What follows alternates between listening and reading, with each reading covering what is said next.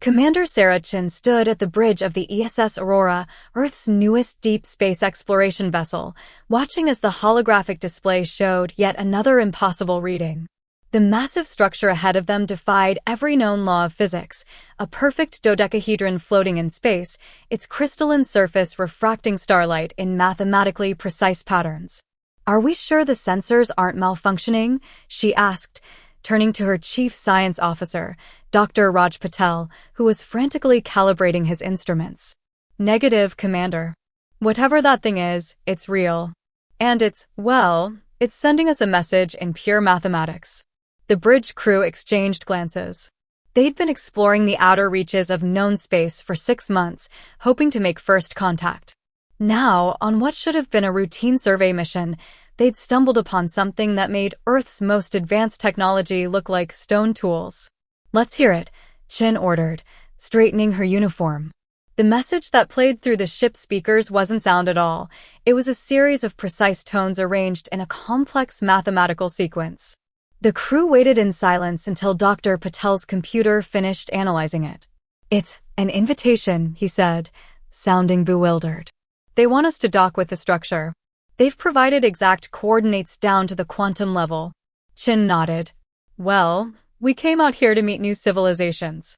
Lieutenant Rivera, take us in, but keep our shields up, just in case." As they approached the massive structure, smaller geometric shapes emerged from its surface, ships that looked like they'd been designed by an architect obsessed with platonic solids. Each one moved with impossible precision, forming a perfect escort formation around the Aurora. "Commander," Communications Officer Maya Wong called out, "we're receiving another transmission." They're requesting our docking protocols and ceremonial approach vectors." "Our what now?" Chin asked.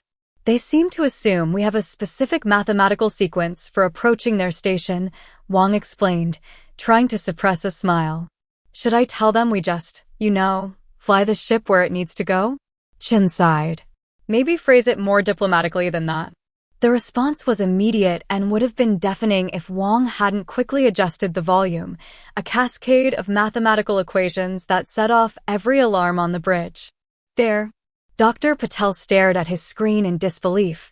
"They're horrified. According to this, the concept of approximate positioning is considered a sign of primitive civilization. They're asking how we achieved space travel without mastering the sacred geometries." Chin rubbed her temples. "Tell them we'd be happy to learn about their approach protocols, but right now we need to dock before our crew's shift change." Another burst of mathematical shock came through the speakers. "They want to know what shift change means," Wong reported, no longer hiding her amusement. "Apparently, their entire civilization operates on precise astronomical timing. The concept of human sleep schedules is, they're calling it chaotic temporal blasphemy." "Of course they are," Chin muttered. "Dr. Patel, please tell me you can translate our docking procedure into their mathematical language." The scientist nodded, though he looked uncertain. "I can try, Commander, but our method might upset them further. We basically use visual alignment and computer assistance. There's no sacred geometry involved."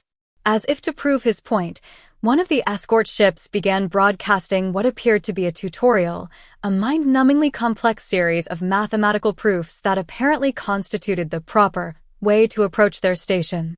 "According to this," Dr. Patel said, "their docking procedure takes exactly 12.7 hours and involves solving differential equations in real time while maintaining perfect geometric harmony with at least 7 other vessels." Chin looked at the massive alien structure, then at her crew's increasingly amused faces. "Ms. Wong, please inform our hosts that while we deeply respect their traditions, we'll need to use our alternative approach methods. And maybe warn them that they might want to look away." The next few minutes were filled with more mathematical protests as Lieutenant Rivera smoothly guided the Aurora into the designated docking port, completing in 5 minutes what would have taken the aliens half a day. When they finally docked, the entire station shuddered slightly. Apparently, the concept of close enough in spaceship alignment was completely foreign to their hosts. The sound that came through their communications system could only be described as a civilizational gasp of horror. "Well," Chin said, standing up and straightening her uniform again, I guess it's time to meet our hosts. Dr. Patel, you're with me. Lieutenant Rivera, you have the bridge. Try not to traumatize them further with our barbaric human efficiency. As Chin and Patel made their way to the airlock, they could hear the station's internal systems running what seemed to be emergency calculations to compensate for their imperfect docking angle. Apparently, being a few micrometers off was cause for serious concern. The airlock cycled, and they found themselves facing their first alien contact, beings that appeared to be made of pure crystalline geometry, their bodies shifting through perfect mathematical forms as they moved. The leader, slightly larger than the others, stepped forward with mechanical precision. "Welcome, chaotic ones," it said, its voice a symphony of mathematical harmonies translated into sound. "We are the Zyraxians, keepers of universal order. We must admit, your arrival has caused considerable disturbance in our calculations." Chin smiled diplomatically. "On behalf of humanity and the Earth Space Service, we thank you for your welcome. We look forward to learning from each other." The crystalline being's form flickered, apparently their equivalent of a shudder. "Yes, learning. We have many questions about your species' apparent ability to achieve space travel without proper mathematical protocols. It defies all known laws of civilization." "Well," Chun replied, trying to keep her voice steady, "humanity has always had a talent for defying expectations. Perhaps we could start by exchanging cultural information." The Zyraxian leader's form shifted into what might have been a nod. "Indeed. Though we must insist on maintaining proper geometric protocols during all interactions. We have prepared a mere 47-hour presentation on the basic principles of civilized movement through three-dimensional space." Chin and Patel exchanged glances. First contact was going to be interesting. "Before we begin," Chin said carefully, "I should probably mention that humans need regular breaks for biological functions. And sleep." The geometric patterns making up their hosts' bodies began spinning in what appeared to be mathematical distress. "Breaks?" the leader asked, its harmonious voice cracking slightly. "Sleep? But what happens to your geometric consistency during these interruptions?" "We don't really maintain geometric consistency," Patel admitted. "We just kind of exist." The entire Zyraxian delegation froze, their crystalline forms locked in what appeared to be a collective existential crisis. 3 days after their initial contact, Commander Chen found herself in what the Zyraxians called their chamber of computational judgment. The vast dodecahedral room sparkled with crystalline displays showing endless streams of mathematical equations. Her entire crew had been summoned for what the aliens termed a simple assessment of basic cognitive functions. Dr. Patel stood beside her, frantically trying to decode the latest set of requirements their hosts had presented. The rest of the Aurora's crew lined the chamber's geometric walls, watching with a mixture of amusement and concern. "Let me get this straight," Chin said to High Calculator Epsilon, their Zyraxian host whose crystalline form pulsed with complex patterns. "You want us to prove our civilization's worth by solving a series of logic puzzles?" "Precisely," Epsilon's harmonious voice resonated through the chamber. "Though calling them puzzles vastly understates their significance. These are the fundamental theorems of civilizational advancement. No species has ever achieved true space travel without mastering them first." Chun glanced at her crew. Lieutenant Rivera was trying hard not to smile, while Communications Officer Wong was quietly explaining to the ship's engineer why this whole situation was hilarious. "And yet here we are," Chen pointed out, having achieved space travel without solving any of these theorems. The geometric patterns making up Epsilon's form briefly distorted, the Zyraxian equivalent of a wince. "Yes, your species' violation of universal constants continues to disturb our calculations. Hence this assessment." The first theorem appeared in the air before them, a complex three-dimensional puzzle involving the transfer of different-sized rings between crystalline poles while maintaining perfect mathematical harmony. "Oh," Dr. Patel said, brightening. "This is just like the Tower of Hanoi puzzle. We've had this on Earth for centuries. It's a kid's game." The chamber filled with discordant mathematical tones as the Zyraxians reacted in shock. A game?" Epsilon's voice cracked. "The fundamental theorem of ordinal transfer is not a game. It requires precisely 2,147,483,647 moves to complete perfectly. Actually, Lieutenant Rivera called out from her position by the wall, you can do it in about 127 moves if you don't care about mathematical harmony. To demonstrate, she stepped forward and began moving the holographic rings rapidly between the poles. The Zyraxians watched in horror as she completed the theorem in under 5 minutes, using what they probably considered mathematically barbaric methods.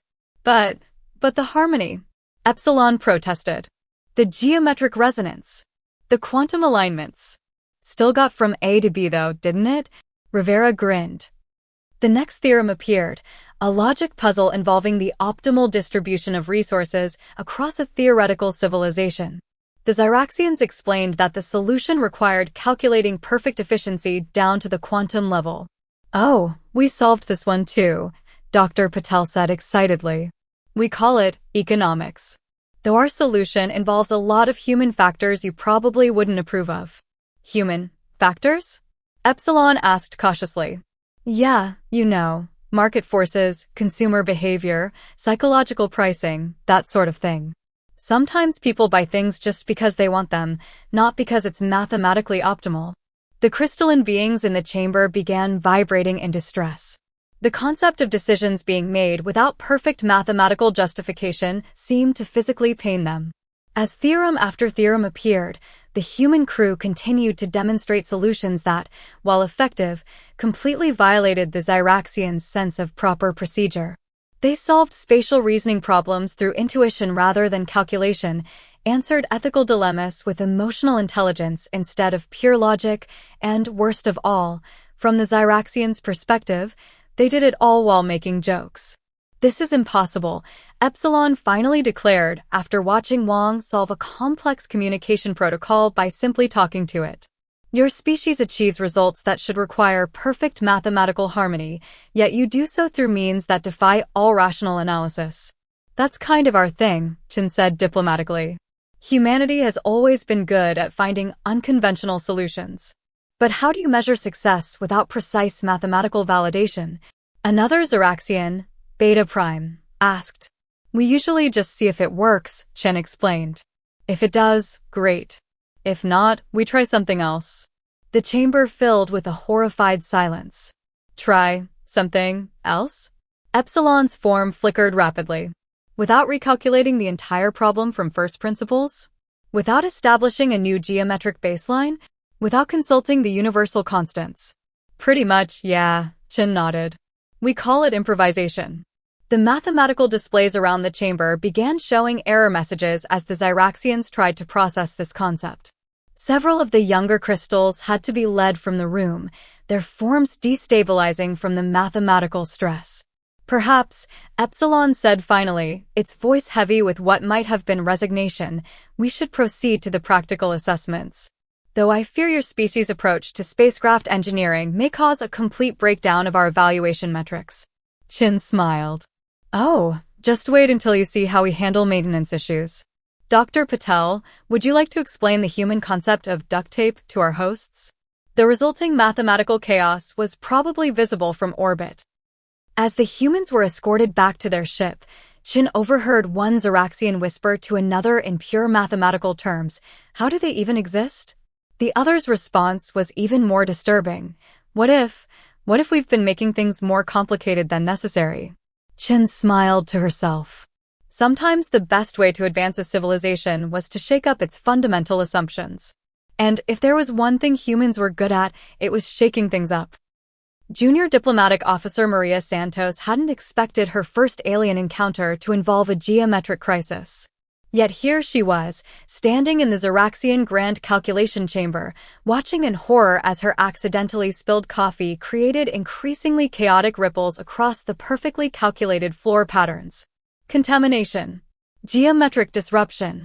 Mathematical entropy. The crystalline beings around her pulsed with patterns of distress as the liquid spread in decidedly non-geometric patterns. Commander Chin, who had been in the middle of negotiating cultural exchange protocols, closed her eyes briefly. This was exactly the kind of incident they'd been trying to avoid. The The Zyraxians had finally started to accept human unpredictability in small doses, but this— "I'm so sorry," Santos stammered, reaching for the cleaning cloth in her pocket. "I can clean this up. Do not move." High Calculator Epsilon's voice resonated with mathematical horror. Any attempt to interact with the contamination without proper geometric calculations could cause a cascade of chaos. The other humans in the delegation watched as dozens of Zyraxian mathematicians began projecting complex equations into the air, attempting to calculate the optimal cleanup procedure. According to their initial estimates, it would take approximately 47 hours to determine the mathematically perfect solution. Santos looked at the spreading coffee, then at her superior officers, then back at the increasingly agitated crystalline beings.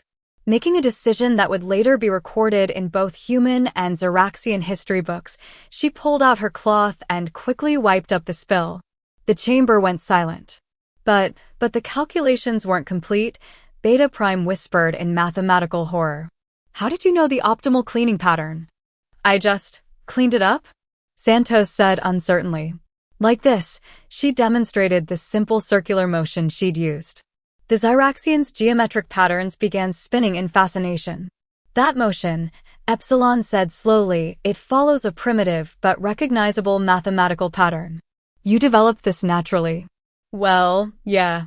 It's just how you clean things efficiently." Santos demonstrated again in the air. "See?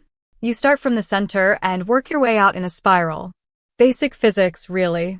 The chamber erupted in mathematical excitement as the Zyraxians began analyzing the simple cleaning motion with their most advanced computational systems. To their astonishment, they discovered that the intuitive human movement actually represented a nearly perfect solution to their complex cleanup calculations. "Impossible," one of their theoretical mathematicians declared. "They cannot possess such geometric insight without proper computational frameworks." Dr. Patel, who had been quietly observing, stepped forward.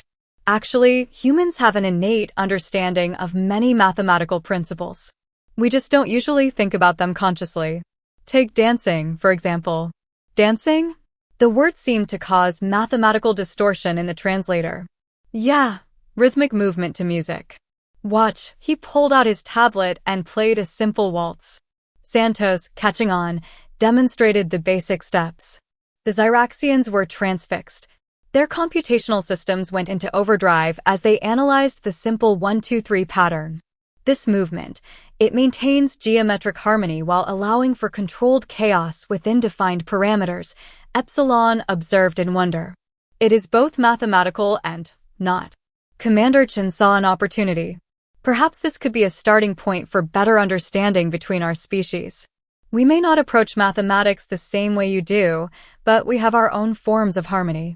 The next few hours were spent in what could only be described as a geometric cultural exchange. The humans demonstrated various dance steps, from simple walks to complex salsa moves, while the Zyraxians analyzed and then attempted to reproduce them with their crystalline forms. The result was both beautiful and bizarre, crystalline beings moving in sweeping geometric patterns that somehow incorporated human dance elements. They were particularly fascinated by the concept of improvisation within structured patterns, something that seemed to bridge the gap between their rigid mathematical worldview and human flexibility. "This is remarkable," Epsilon declared, its form flowing through a mathematically precise version of a waltz. "You have developed a system that allows for both precise geometric alignment and spontaneous pattern generation. Our calculations suggest this should be impossible, yet." Santos, who had started this whole situation with a coffee spill, found herself teaching a group of junior Zyraxian analysts the basic steps of the Macarena. Their attempts to maintain perfect geometric form while following the rhythm created a display that had the human delegation trying very hard not to laugh. "You know," Chen said to Epsilon as they watched the impromptu dance lesson, "sometimes the best diplomatic breakthroughs come from unexpected places." Indeed, the High Calculator agreed, its crystalline form still swaying slightly to the music. "Our preliminary calculations suggested a 98.7% probability that direct human-Zyraxian cooperation would be impossible due to fundamental philosophical differences. However," it paused, Watching as Santos led her group through another dance move, perhaps we need to recalculate with new variables. The incident became known in diplomatic circles as the Dance of Dimensional Harmony and marked a turning point in human-Zeraxian relations. More importantly, it led to the creation of a new Zeraxian philosophical movement that explored the mathematical principles of controlled chaos, something they would be very grateful for when the next crisis arrived. As the delegation prepared to leave the chamber, Santos approached Commander Chen. "I'm sorry about causing a diplomatic incident, ma'am." Chen smiled. "Officer Santos, I think you just demonstrated one of humanity's greatest strengths, our ability to turn accidents into opportunities. Though maybe next time, use a sealed beverage container in the grand calculation chamber." The sounds of geometric beings attempting to do the chicken dance followed them out of the chamber. Somewhere in the universe, several fundamental mathematical constants were probably having an existential crisis. Chief Engineer Marcus Wong stood in the Zeraxian Central Engineering Hub, trying very hard to keep a straight face as he stared at what they called their backup power system.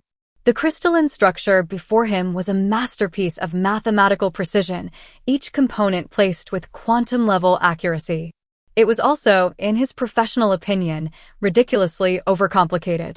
"So," he said carefully to the Zeraxian Chief Systems Harmonizer, "Delta Prime, you're telling me it takes 3 days to start this backup generator?" 3 days, 4 hours, 22 minutes, and 37 seconds, Delta Prime corrected, its crystalline form glowing with pride. Each activation sequence must be calculated to maintain perfect geometric harmony with the station's existing systems. Wong exchanged glances with Lieutenant Rivera, who had joined him for the engineering inspection. "What happens if you need emergency power immediately?" The question caused visible distortion in Delta Prime's geometric patterns. "Emergency?" But all power requirements are calculated centuries in advance. The concept of unexpected power needs is. It struggled for a moment, mathematically unsound. Before Wong could respond, the station's lights flickered. A moment later, mathematical alarm signals filled the air. "Impossible." Delta Prime's form vibrated with distress. "Our calculations show no possibility of power fluctuation for another 47 years. Wong was already pulling out his diagnostic tablet. "Let me take a look."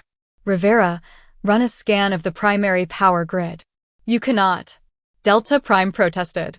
"Accessing core systems requires proper mathematical protocols. The documentation alone takes 12 hours too." The lights went out completely. In the emergency crystalline illumination provided by the Zeraxians themselves, Wong could see the alien engineers beginning elaborate computational sequences. "We must recalculate the entire power distribution matrix from first principles," Delta Prime announced. "Estimated time to solution, 72 hours. Or, Wong suggested, we could just find and fix the problem. Without proper calculations? Without geometric validation? Impossible." Wong was already moving towards the main power distribution node, his tablet scanning for anomalies. "Rivera, what are you getting?" "Looks like a simple power surge caused a cascade failure in their primary systems," she reported. "Their failsafes are so complicated they're actually making the problem worse." "Agreed. We need to bypass their safety protocols and restart the primary grid manually." The mathematical screaming that followed the statement would have been comical if the situation weren't so serious.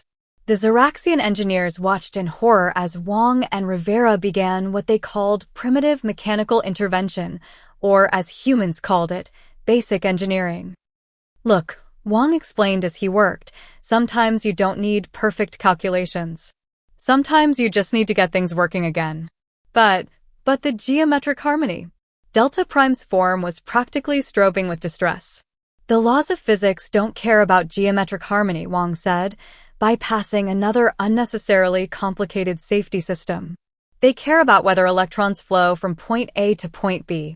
Within 20 minutes, Wong and Rivera had identified the problem, a minor power fluctuation that the Zeraxians' overcomplicated systems had turned into a major crisis through their attempts to maintain perfect mathematical harmony. "Okay," Wong announced, "we can fix this in about 5 minutes, but you're not going to like how we do it." "What do you mean?" Delta Prime asked warily. Wang pulled out a roll of electrical tape from his toolkit. The Zyraxians watched in mathematical horror as he began making what they considered geometrically improper repairs. "This is barbaric," one of the junior engineers declared. "He's not even calculating the quantum resonance patterns." "No," Rivera agreed cheerfully, "he's just fixing it."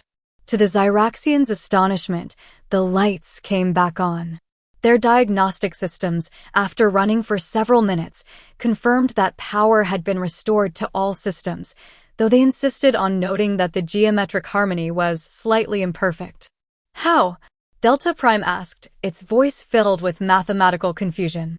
"Our calculations showed that a solution would require at least 3 days of computational time." "Sometimes," Wang said, packing up his tools, "the quick and dirty solution is the right one. Perfect can be the enemy of good enough." The concept of good enough seemed to cause several junior Zyraxian engineers to need mathematical therapy. But Delta Prime was studying the human repairs with what appeared to be growing interest. "Your methods are unorthodox," it admitted. "But they appear to achieve results that our calculations suggest should be impossible. Perhaps there is value in studying these alternative approaches." Wang smiled. "Tell you what, why don't I show you some basic human engineering principles? Starting with the concept of redundancy that doesn't require solving differential equations." The next few hours were spent in what the Zyraxians would later term geometric heresy, learning about human engineering practices that prioritized practical solutions over mathematical purity.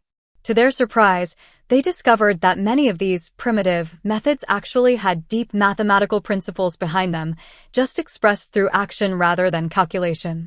As Wang demonstrated the basics of troubleshooting, he could see the geometric patterns of his alien audience shifting, their rigid mathematical worldview gradually adapting to accommodate new possibilities.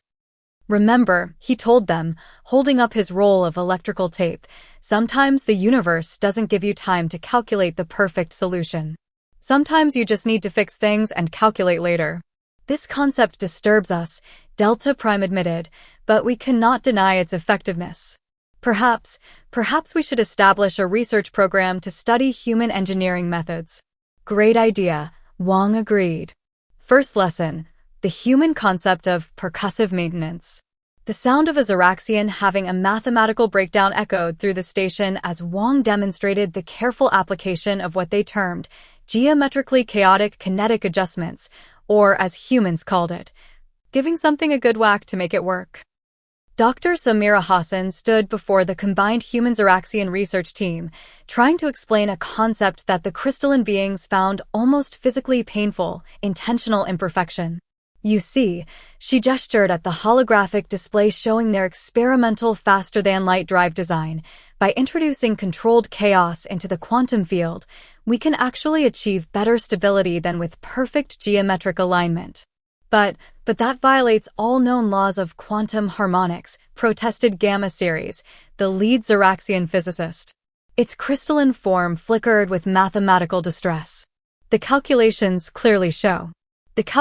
show what should happen in a perfect universe," Hassan interrupted gently. "But we don't live in a perfect universe. We live in one filled with quantum uncertainty, random fluctuations, and cosmic chaos. Sometimes we need to work with that chaos rather than against it." The research laboratory, a bizarre fusion of human practical design and Zyraxian geometric precision, hummed with the sound of dozens of crystalline beings trying to process this concept. After 3 months of joint research, they were still struggling with the human approach to theoretical physics. "Watch," Hassan said, activating the simulation. The holographic display showed 2 versions of their experimental drive, one built to Zyraxian specifications of perfect mathematical harmony, the other incorporating what Hassan called controlled imperfection. The perfect drive performed exactly as the calculations predicted, achieving faster-than-light travel through precise manipulation of spacetime. The imperfect drive, however, did something unexpected. It created a stable wormhole. "Impossible!" Several Zyraxian researchers exclaimed in unison, their forms pulsing with agitation. "The mathematical probability of spontaneous wormhole generation is quite high," Hassan completed, "if you stop trying to force reality to follow perfect mathematics. The universe loves symmetry, yes, but it also loves surprise. The key is finding the balance between order and chaos. Young Theta Prime, a junior researcher who had been working closely with the human team, moved forward to examine the simulation. Unlike its older colleagues, its geometric patterns showed signs of what humans had begun to recognize as excitement. The imperfections, it said slowly, they're not random, are they? They're harmonious in their own way. Hassan beamed at her student. Exactly. Just like in nature, galaxies aren't perfect spirals, planets aren't perfect spheres, even crystal structures have imperfections that make them stronger. We're not introducing pure chaos, we're introducing natural variation. The laboratory erupted in mathematical debate as the Zyraxians tried to reconcile this concept with their fundamental beliefs. Hassan noticed that the younger researchers, particularly those who had more exposure to human methods, were more receptive to the idea. Consider this, she continued, pulling up images from nature. Look at the pattern of river deltas from space, the structure of tree branches, the formation of crystal growths. They all follow mathematical principles, but with natural variation that makes them more adaptable, more resilient. But how can we calculate the optimal level of imperfection? Gamma Series asked, still struggling with the concept. What are the exact mathematical parameters for controlled chaos? Hassan laughed. That's the beauty of it. You can't calculate it exactly. You have to experiment, observe, adjust. It's more art than science sometimes. Art. The word caused visible distortion in several Zyraxian forms. But art is. They struggled to find a mathematical definition. Art is controlled imperfection, Hassan explained. It's finding beauty in the balance between order and chaos. Here, let me show you something. She pulled up an old Earth painting, Van Gogh's Starry Night. The Zyraxians gathered around, their crystalline forms refracting light as they studied the swirling patterns. Look at the stars and clouds, Hassan pointed out. They follow natural mathematical principles, the Fibonacci sequence, fluid dynamics, but with artistic variation. It's mathematically imperfect, yet somehow more perfect because of those imperfections. Theta Prime's form began to shift, attempting to mimic the swirling patterns in the painting. Other young researchers joined in, their crystalline bodies creating a dancing light show that merged geometric precision with flowing, organic movement. I believe, Theta Prime announced, its voice containing harmonics of excitement. I understand what the humans have been trying to teach us. The universe itself is not perfectly geometric, it is perfectly imperfect. The older Zyraxians watched in a mixture of horror and fascination as their young colleagues began experimenting with controlled imperfection in their own forms, creating new patterns that would have been considered mathematical heresy just months ago. Look at these readings, Hassan said, pointing to their experimental data. Every time we allow for controlled imperfection, we achieve results that perfect calculations said were impossible. We're not just breaking the rules, we're finding new ones. Gamma Series studied the data in silence for a long moment. Perhaps, it said finally, its form shifting slightly, we have been too rigid in our understanding of universal constants. If controlled imperfection can exist alongside mathematical harmony. The implications of this philosophical breakthrough were interrupted by a sudden alert from the station's long-range sensors. Something was approaching, something that would put both human adaptability and Zyraxian precision to the ultimate test. Hassan looked at her team, human and Zyraxian, young and old, rigid and flexible. Well, she said with a smile, looks like we're about to get a chance to test our theories in the real world. The art of imperfection was about to face its greatest challenge. The massive quantum storm approaching the Zyraxian home system defied all known laws of physics. Its swirling patterns of chaos threatened to tear apart the very fabric of spacetime, and for once, both humans and Zyraxians were equally stunned by its impossible nature. Commander Chen stood in the central command chamber alongside High Calculator Epsilon, watching as the storm's projection filled the holographic display. The Zyraxian station's perfectly geometric architecture seemed to tremble slightly as the storm's chaotic energy readings increased. Our calculations indicate no possible solution, Epsilon announced, its crystalline form pulsing with distress. The storm's patterns violate every known mathematical constant. It should not exist. And yet here it is, Chin replied, studying the readings. Dr. Hassan, what are we looking at? Dr. Hassan stepped forward, her eyes bright with scientific curiosity despite the dire situation. It's like nothing we've ever seen, a quantum-level disturbance that's somehow achieved macroscopic scale. It's pure chaos given physical form. Pure chaos? The phrase caused visible distortion in several Zeraxian forms. Then we are doomed. Our entire civilization is based on mathematical harmony. We cannot defend against pure chaos. Maybe not alone, Chin said thoughtfully. But what if we combined our approaches? Dr. Hassan, you were just working on controlled imperfection in quantum fields, right? Yes, and Theta Prime's team has made remarkable progress in incorporating natural variation into their geometric calculations. Hassan turned to the young Zeraxian researcher. Theta, what if we applied those principles on a massive scale? Theta Prime's form shifted into what humans had learned to recognize as deep thought. You suggest we intentionally introduce imperfection into our planetary defense grid? Not imperfection, Hassan corrected. Natural variation. Like we discussed, rivers, trees, crystals. They're strong because they can adapt, not because they're perfect. The next few hours were a blur of activity as humans and Zeraxians worked together in ways that would have seemed impossible months ago. Engineer Wang and his team worked alongside Zeraxian technicians, modifying their perfectly geometric defense systems to incorporate controlled chaos. Officer Santos, whose accidental coffee spill had led to breakthrough in understanding human movement patterns, helped coordinate the complex dance of ships and stations as they repositioned themselves in a formation that was both mathematically precise and naturally adaptive. Look at this, Dr. Patel called out, pointing to new readings. The storm isn't just chaos, it has patterns within patterns, like fractals. They're just too complex for traditional mathematical analysis. Like the cleaning spiral. Santos exclaimed, earning confused looks from everyone. Remember? Sometimes the simplest patterns are the most effective. As the quantum storm approached, the combined human-Zeraxian fleet arranged itself in a pattern that would have given traditional Zeraxian mathematicians a collective breakdown. It wasn't perfect, but it was natural, a living, breathing geometry that could adapt and flow like a river around rocks. Energy levels are off the scale, Wang reported from his station. Traditional shields won't hold against this. Then we won't be traditional, Chun decided. Dr. Hassan, remember that wormhole effect from your imperfect drive tests? Could we use something like that? Hassan's eyes widened. If we could create a network of micro-wormholes throughout the defense grid. Theta, could your team calculate the geometric framework for that? Not perfectly, Theta Prime admitted.